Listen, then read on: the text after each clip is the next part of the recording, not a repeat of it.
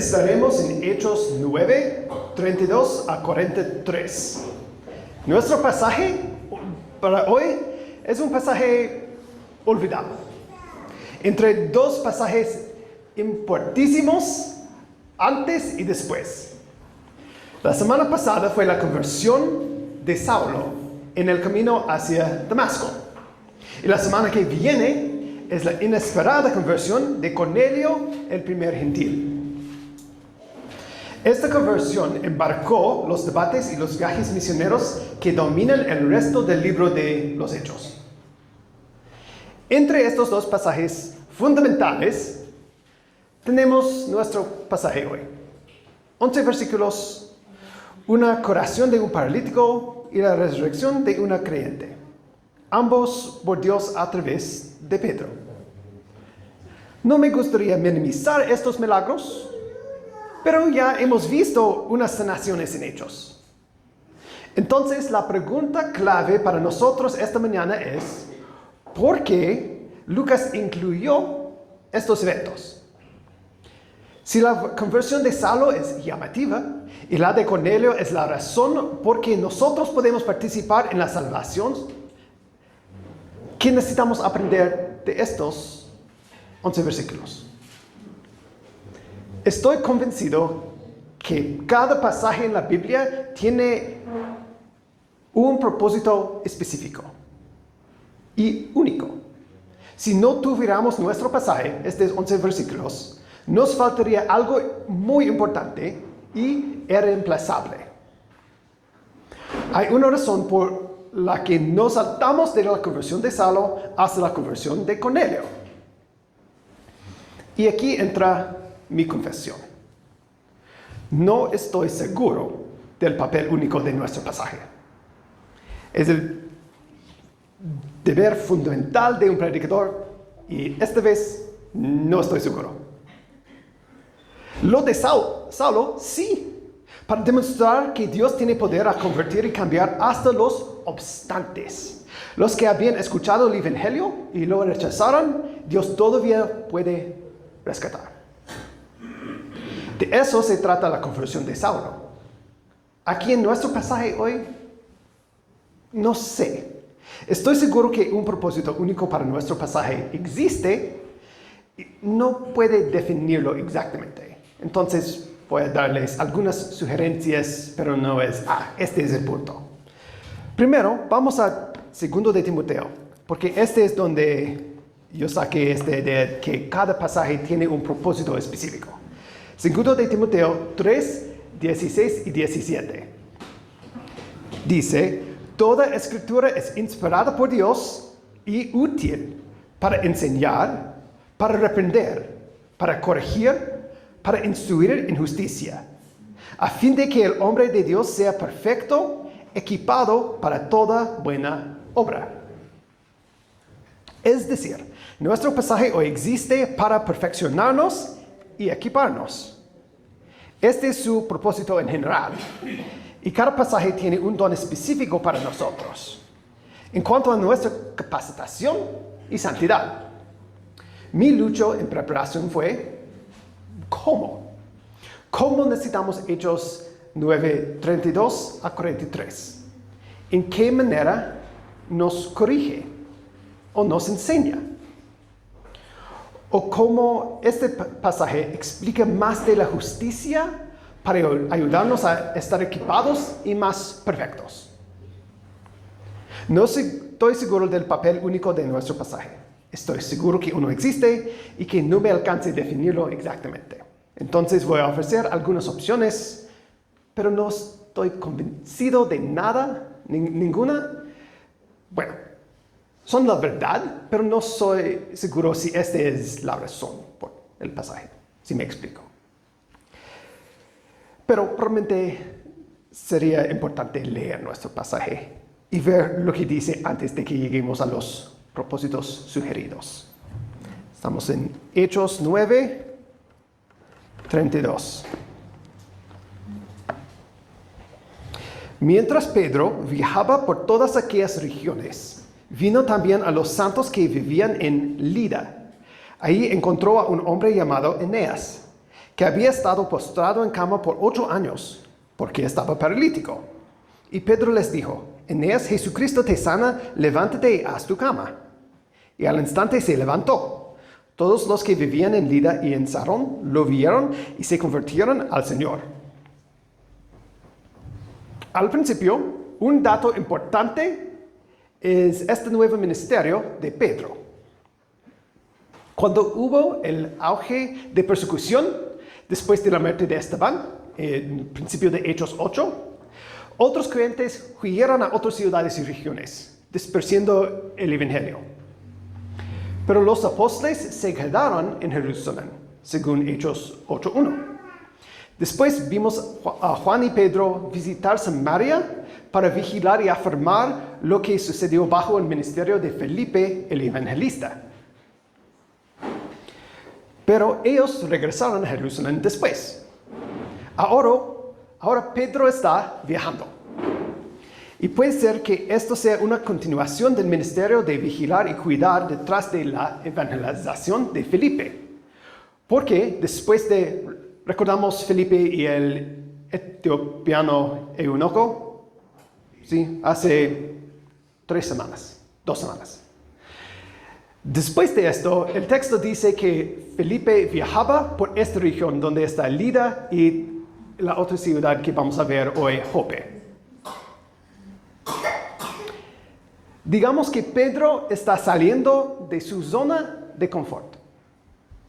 Y el hecho que el ministerio de los apóstoles se es expandiendo a Judea, la región donde Pedro está, donde está Lida y Jope también, es según el propósito de Jesús. Cuando Él les asignó esta responsabilidad como apóstoles, si no tienes memorizado Hechos 1:8, es el versículo clave para todo el resto del libro. Es como el bosquejo del libro. Y dice, Jesús está hablando y dice: para recibirán poder cuando el Espíritu Santo venga sobre ustedes, capítulo 2, y serán mis testigos en Jerusalén, en toda Judea y Samaria y hasta los confines de la tierra. Ellos ya han testificado en Jerusalén. Este es capítulos 2-7. En Samaria fue capítulo 8. Y ahora Pedro como apóstol está formando el ministerio de proclamación en Judea. El resto del libro es los confines de la tierra.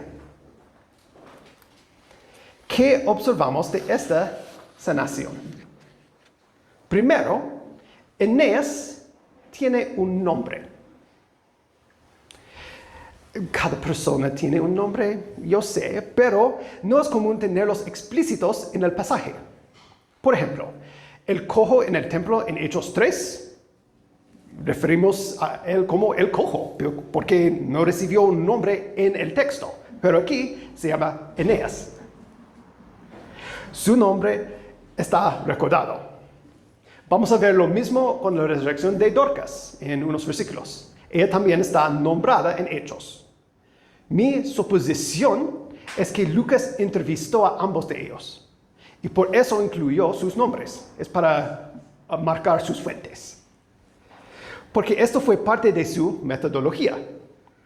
Él investigó y habló con testigos. Para ver más de esto, investiga el principio de Lucas, unos 2 o 3 versículos, y de Hechos también. Y un otro detalle es, estos nombres muéstranos que la sanación es personal. Obviamente tiene que ver con una persona con un nombre específico, no es para cualquier persona, no, es específico, es Dios trabajando específicamente en la vida de esta persona. Dios nos trata, cada uno de nosotros, en una manera individual, sabiendo exactamente lo que necesitamos. Un propósito del pasaje no puede ser mostrar que el poder de Dios para curar a personas funciona fuera de Jerusalén. Esta fue una de mi idea inicialmente, pero no funciona porque ya hemos visto esto con Felipe en Samaria en capítulo 8. Dice que Felipe estaba sanando personas, incluso cojos y paralíticos. Entonces, el poder, ya sabemos del poder de Dios obrando en otras regiones. Dos observaciones más. Pedro es bien claro que el poder es de Jesucristo. No depende de Eneas ni de Pedro mismo. Me gustaría conversar más de la forma de milagros en unos minutos. Finalmente, lo que termina este evento, y también la resurrección de Dorcas, que vamos a ver en un momento, es el asombro y la fe que ambos eventos producieron. Esta reacción de la gente está repetida, porque es importante y apunta al propósito de estos milagros. Pero más de esto cuando hablamos de la forma de los milagros. El resultado es que un paralítico fue sanado y muchas personas creyeron en Jesucristo. Bueno, seguimos a nuestra segunda historia. Hechos 9, 36. Había entonces en Jope una discípula llamada Tabita, que traducido al griego es Dorcas. Esta mujer era rica en obras buenas y de caridad que hacía continuamente. Y sucedió que en aquellos días se enfermó y murió. Y lavado su cuerpo, lo pusieron en un aposento alto. Como Lida estaba cerca de Jope, los discípulos, al oír que Pedro estaba ahí, le enviaron 2 hombres rogándole: no tarde usted en venir a nosotros. Comencemos con el medio ambiente antes de que llegamos a la resurrección en sí. Tenemos una discípula, otra vez nombrada, en este caso Talita o Dorcas. Parece que Lucas estaba intentando de expresar su nombre, que fue realmente de arameo, Talita, en una manera más común para sus lectores en griego, Dorcas. Ninguno de ellos es común para nosotros. Para hablantes de español, traduciríamos su nombre a Gacela. Y esta mujer cristiana murió por una enfermedad. Su ciudad se llamaba Jope y eran más o menos 17 kilómetros desde la ciudad de Lida, donde Pedro justo sanó a Eneas. Cuando ella falleció, los santos enviaron mensajeros a Pedro pidiendo que él venga. No sabemos exactamente lo que los discípulos esperaban de Pedro. Pudo haber sido solo que él conducta el funeral. Si ellos esperaban una resurrección, sería la primera resurrección después de la de Jesús mismo. Lucas no nos canta lo que están pensando, solo dice, este es lo que pasó, sin explicar exactamente su esperanza. Pero, continuamos. 39. Entonces Pedro se levantó y fue con ellos. Cuando llegó, lo llevaron al aposento alto y todas las viudas lo rodearon llorando, mostrando todas las túnicas y ropas que Dorcas solía hacer cuando estaba con ellas. Lo que sabemos es que Pedro respondió a su petición y que Dorcas, o Gacela, era una mujer rica en buenas obras y de caridad que hacía continuamente. Y que parte de su obra era hacer ropa para viudas. Es decir, en su propia manera está actuando como un discípulo. No solo asistir a la iglesia o repetir las frases correctas teológicamente. Ella está poniendo su fe en marcha. No de vez en cuando, no sé, acerca de Navidad o cuando les sobra algo extra. Ella solía hacer caridad y buenas obras. En mi preparación encontré esta cita acerca de esta mujer. Ella tenía el don de coser. ¿Quiere usted decirme que la costura es un don del Espíritu Santo? Bueno, si lo fue para esta mujer, ¿puede sugerirle buscar un don que sea práctico?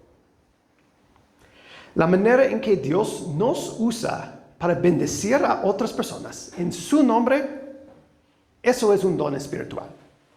No tiene nada que ver estar fingiendo ser muy espiritual. con una corona de luz. No. Se trata de ser transformado por el Espíritu y servir a otros. No es el punto principal del pasaje, pero mientras estamos aquí, ¿sueles anhelar más dinero o anhelar ser rico en buenas obras? Así es el mandato a los creyentes ricos en 1 Timoteo 6, 18. Dice que ellos sean ricos en buenas obras. Gacela era una persona rica en buenas obras. No sabemos nada de su economía, porque hoy no importa, mientras que su testimonio siga dando fruto. ¿Qué sueñas con serlo?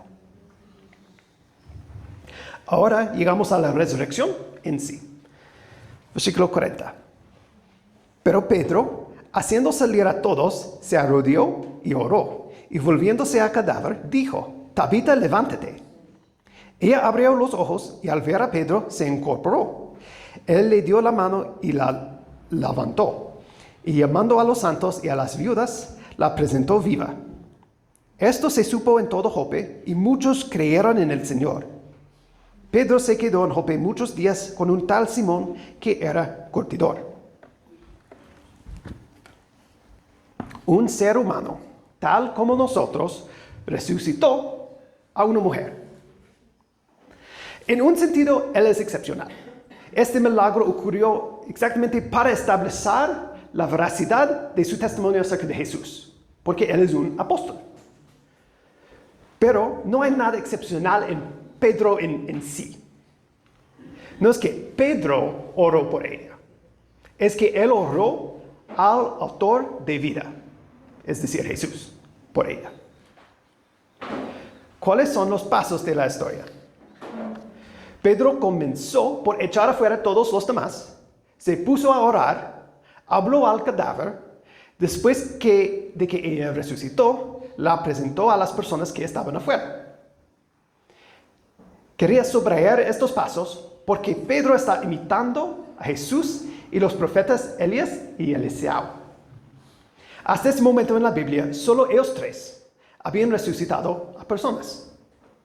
Y hay varios detalles en común entre las historias. Esto no es una fórmula mágica, como si Dios necesitara que el cuerpo esté en el aposento alto para ser más cercano a su poder.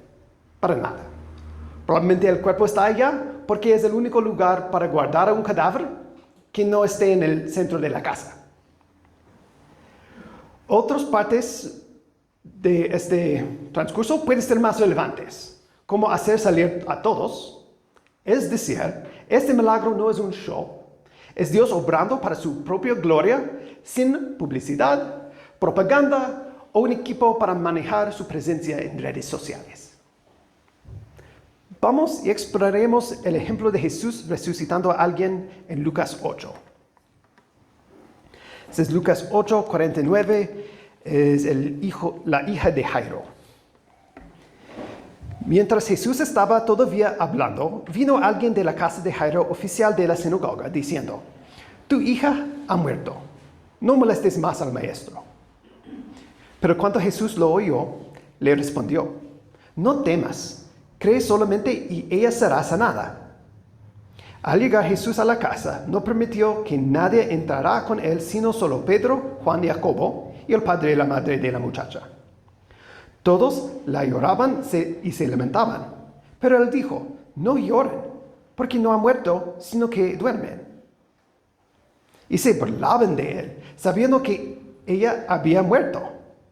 Pero él, tomándola de la mano, clamó diciendo: Niña, levántate. Entonces le volvió a ella su espíritu y se levantó al instante. Y Jesús mandó que le dieran de comer. Sus padres estaban asombrados, pero él les encargó que no dijeran a nadie lo que había sucedido. ¿Notaste que Pedro estaba allá en este milagro? Si quieres leer las reacciones hechas por Elías y Eliseo, están en 1 de Reyes 17 y 2 de Reyes 4. El resultado de este milagro fue que muchos creyeron en el Señor, tal como la sanación de Eneas en Lida.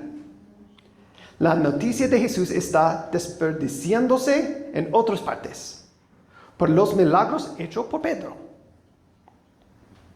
Esto nos presenta uno de los propósitos para nuestro pasaje.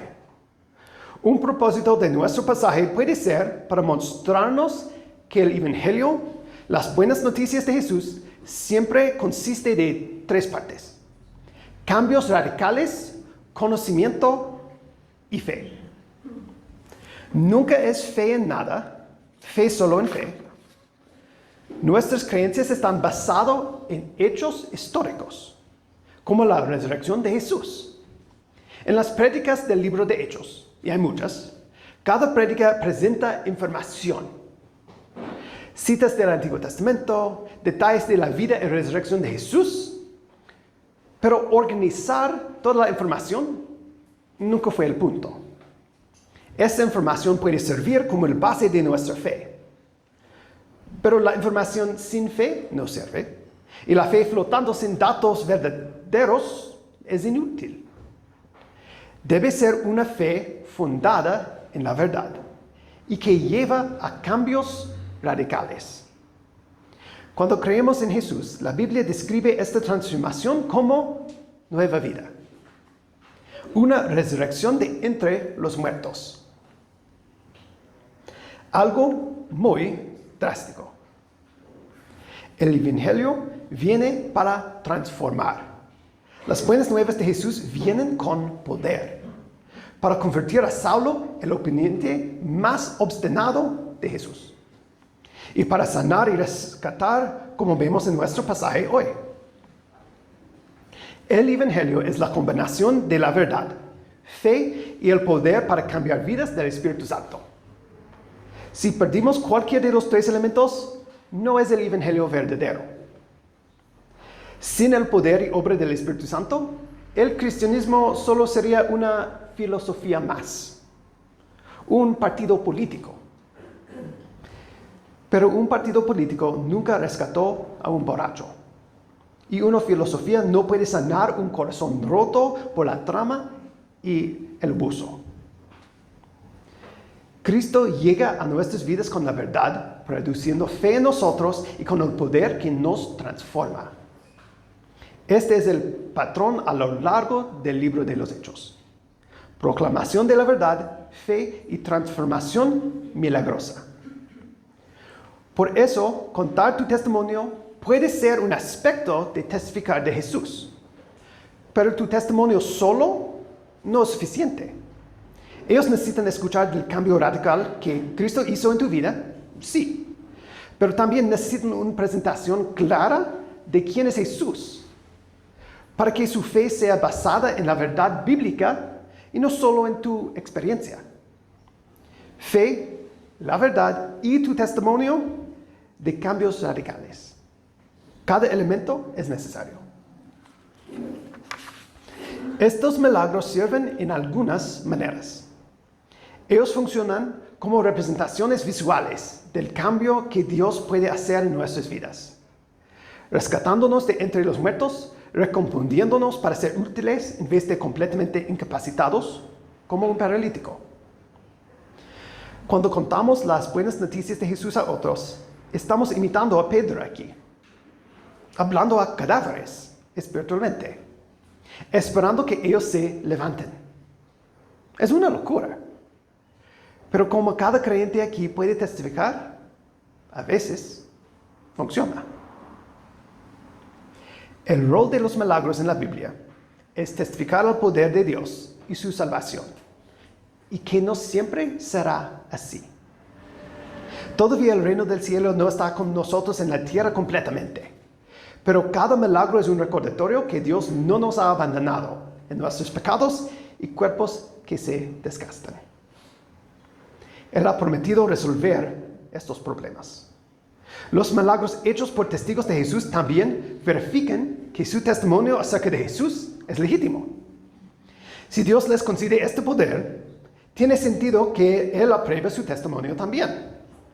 Especialmente entonces, cuando ellos no tenían el Nuevo Testamento escrito.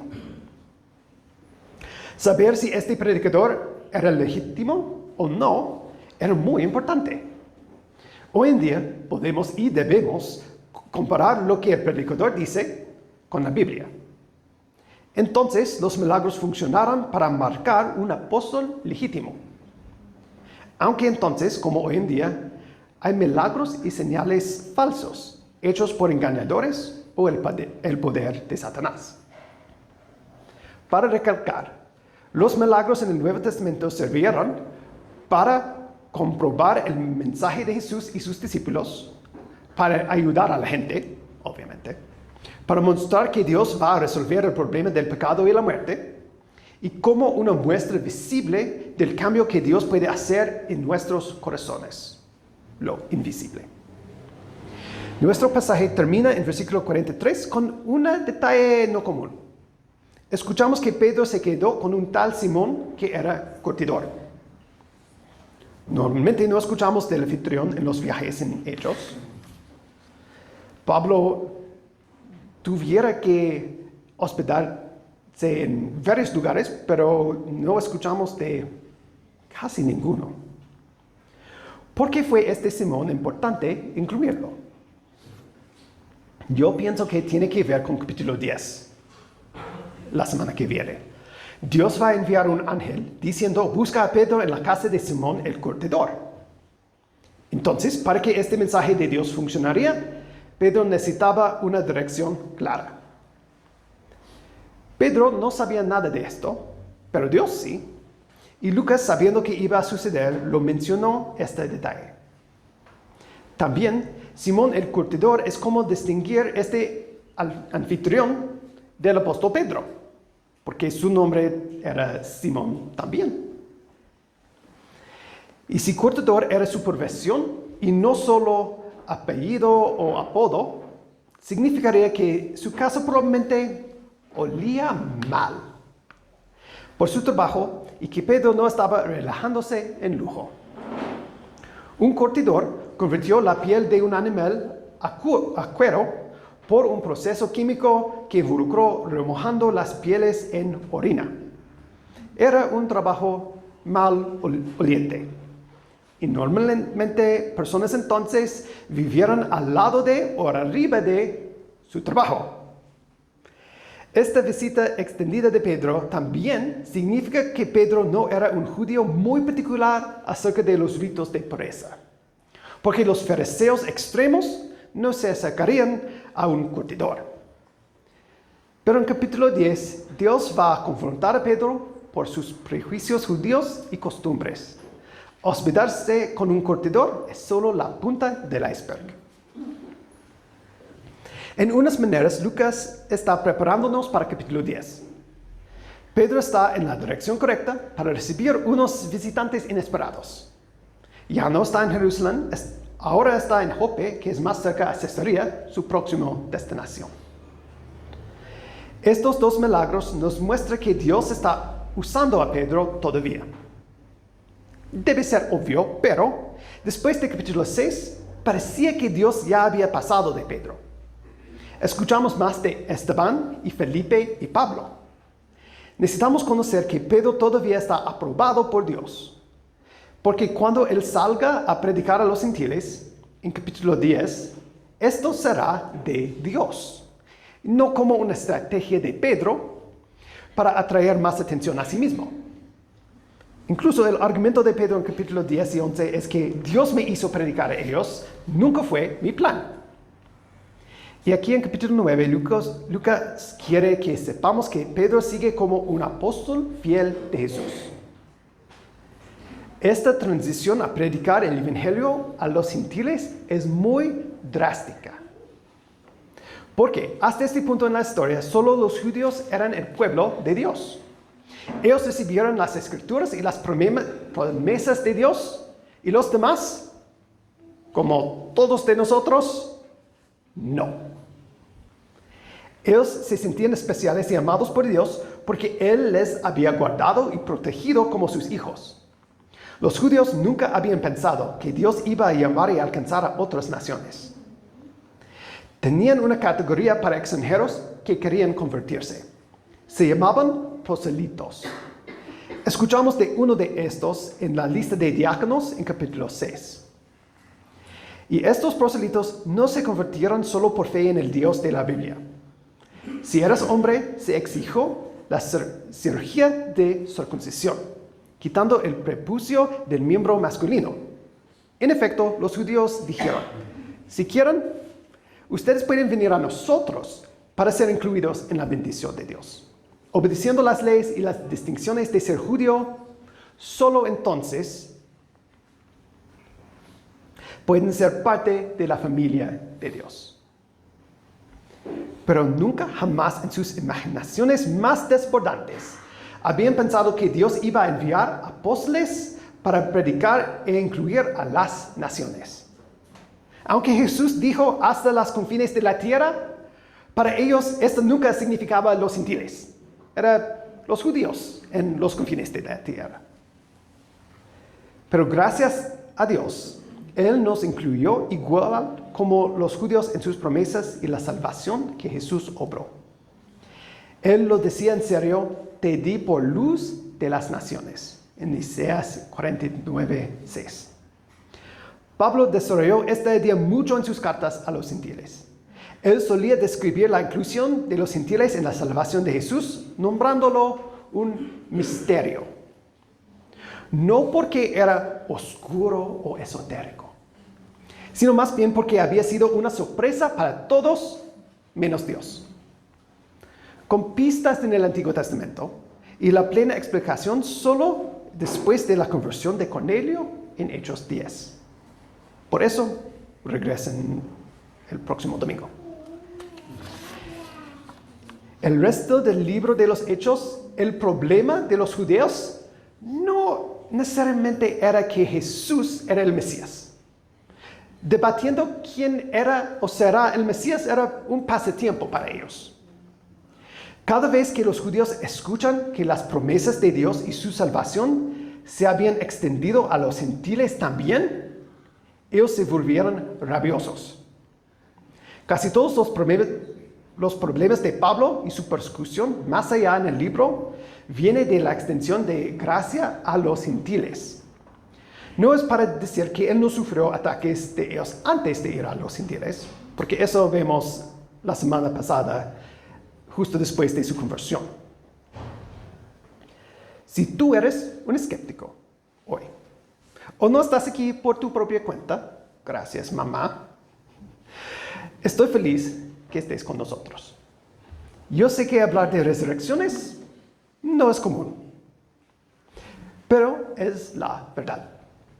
El poder de Cristo para salvarte es obvio en este pasaje. Y tú puedes verlo obrando en las vidas de otros aquí hoy. Si no conoces cómo acercarte a Dios o no entiendes la gran oportunidad Dios nos dio en Jesucristo, habla conmigo o uno de los mujeres con el chaleco después del servicio. Sería un honor hablar contigo acerca de Jesús. Si tú sueles enfatizar solo unas partes de la fe, conocimiento y transformación, y no todas, o sea, en tu propia relación con Dios, o cuando estás compartiendo acerca de Jesús con alguien más, piénsalo. ¿A qué me falta? ¿Qué necesito estudiar o con quién necesito hablar para balancear mi conceptualización del Evangelio? ¿Vienes con una fe teórica que no ha resultado en una vida diferente?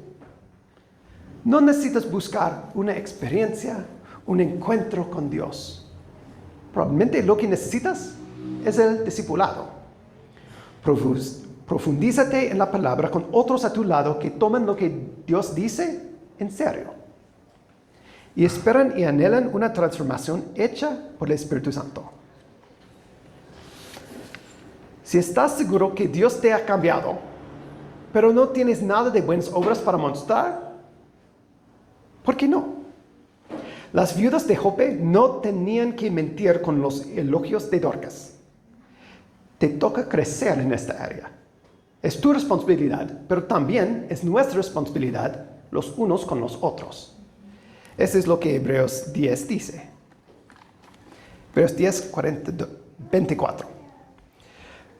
Consideremos cómo estimularnos unos a otros al amor y a las buenas obras. En otras palabras, no es suficiente que hagamos buenas obras. Necesitamos involucrar a otras personas. Por ejemplo, si vas a ayudar a la viuda que vive en tu barrio, ¿por qué no traes contigo un miembro de tu grupo de conexión? Matando 2 pájaros de un tiro. No es que la viuda ni tu amigo sean muertos después, para clarificar. Debemos dedicarnos a buenas obras y empujar a otros hacia buenas obras también. No somos salvos por nuestras buenas obras, pero sí somos salvos para buenas obras, como dice Efesios 2:10. Este es Efesios 2, 8 a 10. Porque por gracia ustedes han sido salvados, por medio de la fe. Y esto no procede de ustedes, sino que es don de Dios, no por obras, para que nadie se gloríe. Porque somos hechura suya, creados en Cristo Jesús para hacer buenas obras, las cuales Dios preparó de antemano para que anduviéramos en ellas. ¿Ya ves? Somos salvados para buenas obras. Seamos creativos en ayudar a otros, hasta el coser, como Dorcas o Gacela hace aquí en nuestro pasaje. ¿Tienes alguien en tu vida que necesita llegar a conocer al Señor? ¿Qué esperas que Dios haga? Como vimos la semana pasada, Dios puede cambiar los corazones de oponentes, de los duros. O como vimos hoy, Pedro provocó una resurrección por oración. ¿Estás orando por tus conocidos? ¿Por tus queridos que necesitan a Jesús? Tienes que orar y al momento indicado por el Espíritu, decir algo. Cuando hables, espero que incluyas la verdad, el creer y el poder de Dios que nos transforma. Para ser honesto, te vas a sentir ridículo, como conversar con un cadáver. Pero servimos a un Dios que llama a los huesos secos, levántense. Por eso podemos decir la verdad a los menos probables. Si eres una persona que corres buscando milagros, probablemente estás bajo tanta presión. Necesitas algo ya. Primero, cálmate. El Padre Celestial sabe que tú necesitas todas estas cosas. No necesitas un milagro. Lo que necesitas es una relación con Dios. El dador tiene que ser mejor que sus regalos, porque no puede dar más que Él tiene o es. Busca a Dios, Él a quien apuntan los milagros. No adores la señal, alaba la fuente de las señales. Él viene con poder, pero busca su rostro y no solo sus manos. Pero busca primero su reino y su justicia, y todas estas cosas te serán añadidas. Pónganse de pie conmigo y oremos.